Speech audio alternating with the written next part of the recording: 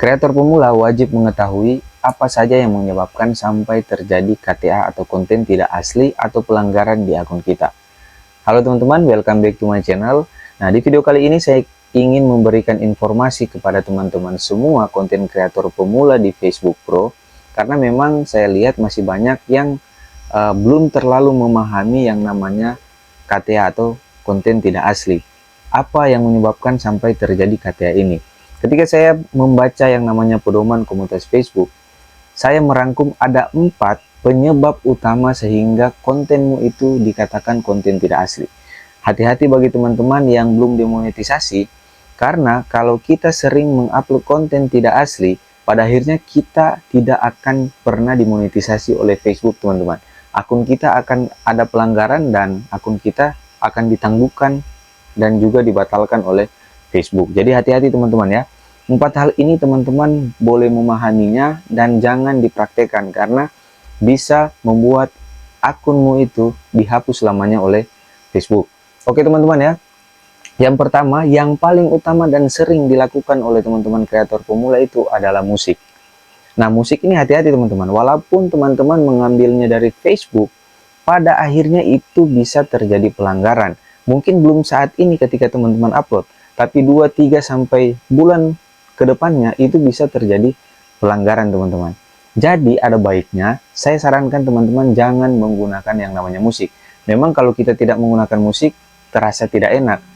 Tapi kalau kita menggunakan musik lalu terjadi KTA, nah itu akan merugikan kita sendiri. Yang saya mau sarankan di sini adalah teman-teman mengupload video yang bermanfaat, yang bisa bernilai untuk orang lain dan bisa menghibur orang lain. Itu sebabnya saya selalu katakan bahwa ketika kita memulai menjadi konten kreator di Facebook, di YouTube, di TikTok, yang harus kita cari adalah tema dari channel kita. Yang kedua adalah kita cari materi. Ketika kita sudah dapat tema, contoh tutorial nih, kita harus mencari setiap hari materi. Saya bukan karena saya sudah paham dari YouTube, lalu saya berpindah ke Facebook, tidak. Tapi sampai saat ini saya masih tetap belajar untuk membuat materi-materi yang ada. Saya sampai mempunyai buku pintar ini teman-teman, untuk mencatat apa materi-materi yang harus saya sampaikan. Dengan demikian kita akan bisa terfokus. Jadi musik, saya sarankan teman-teman jangan pernah membuat video dengan menggunakan musik. Itu yang pertama teman-teman ya. Jadi pahami baik-baik apa yang saya katakan ini agar teman-teman tidak gagal nantinya di Facebook Pro dan teman-teman bisa dimonetisasi. Oke, yang kedua adalah re-upload. Nah, re-upload konten ini bagi teman-teman pemula, konten kreator pemula, jangan coba-coba re-upload. Bisa teman-teman sebenarnya re-upload, tapi teman-teman harus menambahkan nilai di konten re-upload tersebut. Jadi jangan sama persis dengan konten orang tersebut. Re-upload itu kan berarti konten orang lain yang kita upload kembali.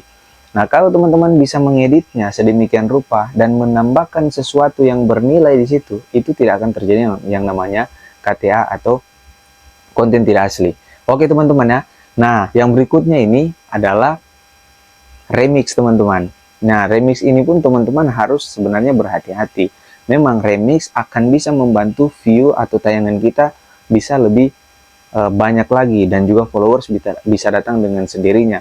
Tetapi jangan sering-sering upload remix. Kenapa? Karena remix itu kan harus butuh persetujuan dari kreator yang membuat video tersebut. Ada kalanya kreator tersebut dia merubah pengaturannya ketika kita sudah remix.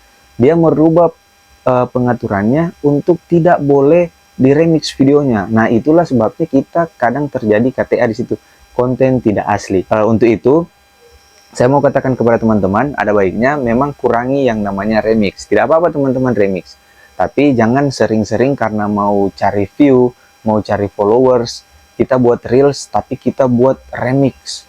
Video-video kita itu diremix terus, tidak ada kreativitas kita sendiri. Jadi seperti itu teman-teman ya. Mungkin satu teman-teman buat remix, tetapi 10 atau 20 teman-teman hasil kreativitas dari teman-teman sendiri. Dan yang terakhir adalah sound orang lain. Nah, biasanya kan ada tuh yang suka mengambil sound-sound suara dari orang lain untuk taruh di videonya. Nah, ini hati-hati teman-teman. Kalau dia tahu lalu dia mengklaim dan dia mengganti aturannya, teman-teman itu bisa terkena KTA atau konten tidak asli. Itu sebabnya saya katakan sebagai konten kreator, kita kan namanya konten kreator. Berarti kita harus kreatif bagaimana cara membuat video. Nah, teman-teman, sedikit saya berikan informasi juga. Ketika teman-teman mendapatkan yang namanya KTA, teman-teman sudah mendapatkan KTA nih, konten tidak asli. Lalu teman-teman sudah menghapus semua video-videonya. Teman-teman itu diberikan sanksi selama 90 hari. Jadi ada waktu 3 bulan teman-teman, walaupun videomu sudah bersih, tapi konten tidak aslimu atau informasi pelanggaranmu masih akan ada di akun Anda selama 90 hari atau 3 bulan. Untuk itu, rajin teman-teman mengupload video-video yang original ya teman-teman.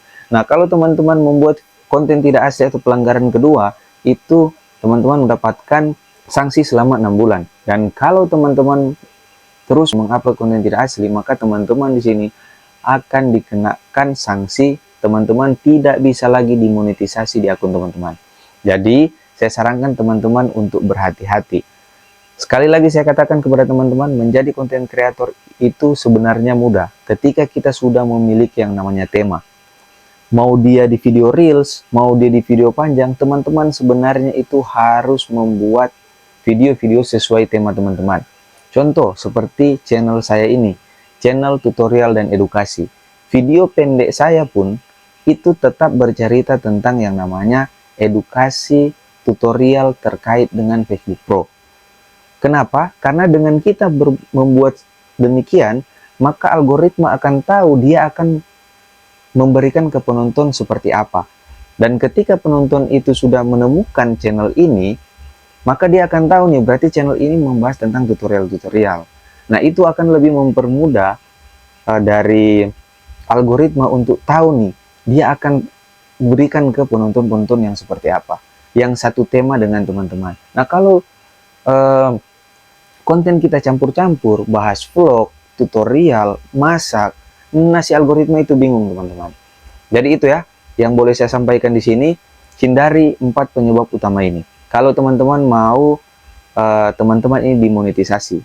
Ini saya sekali lagi katakan bagi teman-teman yang belum dimonetisasi, jangan pernah lakukan ini. Teman-teman yang sudah monetisasi juga seperti saya, agak hati-hati teman-teman ya. Kalau dulu saya membuat channel Facebook ini atau akun Facebook ini untuk membagi-bagikan apa yang ada di beranda, tapi sekarang saya sudah kurangi dan sudah tidak lagi. Karena kenapa? Karena saya berfokus bahwa channel ini untuk mendapatkan penghasilan. Jadi bukan lagi channel untuk main-main. Itu sebabnya mari berfokus dan tetap benahi konten teman-teman semua. Satu lagi teman-teman ya, kualitas video kita menentukan rekomendasi video-video kita tersebut. Kenapa? Karena salah satu dari bagaimana kita bisa mendapat rekomendasi dari Facebook adalah kualitas dari video kita. Jangan teman-teman merekam itu di gelap-gelap teman-teman. Oke teman-teman ya, mungkin sekian video dari saya dulu. Semoga video kali ini bisa bermanfaat dan teman-teman yang masih pemula tetap semangat untuk membuat konten yang original, mempunyai nilai tambah dan bisa bermanfaat untuk orang lain. Thank you.